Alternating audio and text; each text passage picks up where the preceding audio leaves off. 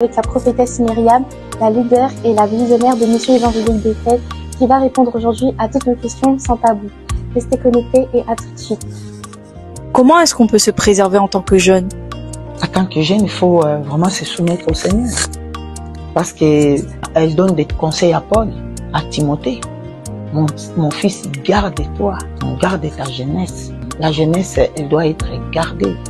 Voilà, on doit garder notre corps, nos pensées.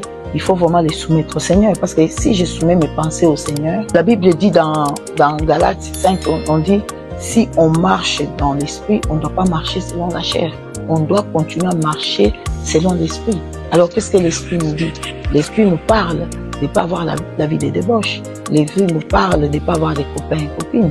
Voilà, parce que le fruit de l'esprit ne consiste pas à avoir des sentiments pour satisfaire la chair. Non, notre corps maintenant est le temple du Saint-Esprit.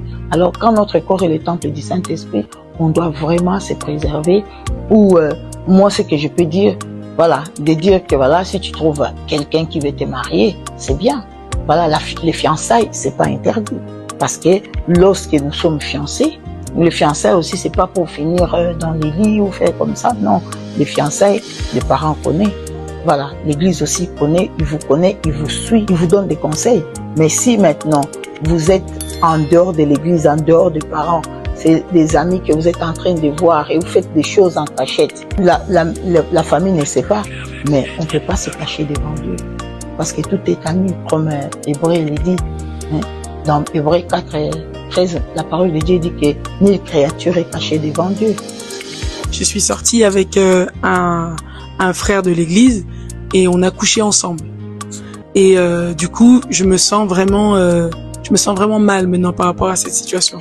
Comment je peux faire, sachant que maintenant, au travers de toi, j'ai compris que je ne pouvais pas avoir de petits copains et que je me suis déjà souillée. Comment je peux faire? Quelle est la solution pour moi? Et quelle est la solution pour cette personne, sachant que je l'aime énormément? La première chose, c'est qu'on doit se repentir.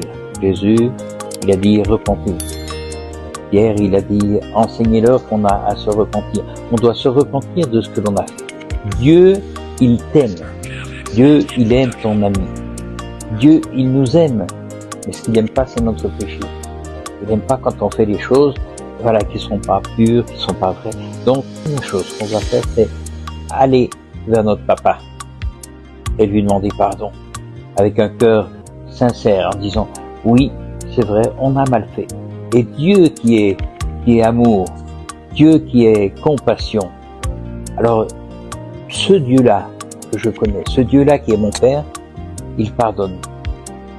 Une fois qu'on a demandé pardon, à vivre une vie dans la sainteté, dans la pureté. Par contre, ce que je vais te dire, courage.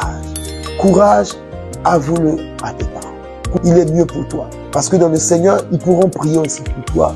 En plus, c'est mieux de ne pas se faire passer pour le vierge ou la vierge pendant 20 ans, pendant qu'on ne l'est pas.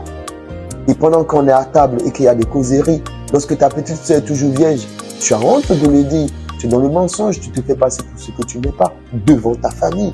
Moi, je ne vais pas exhorter toi, jeune, à rester caché et hypocrite devant ta famille et à faire semblant de ne pas répondre à la question. Parce que le silence aussi est un péché. On aborde un sujet à table, ils sont en train de manger et on te prend comme référent en matière de chasteté et toi tu te tais.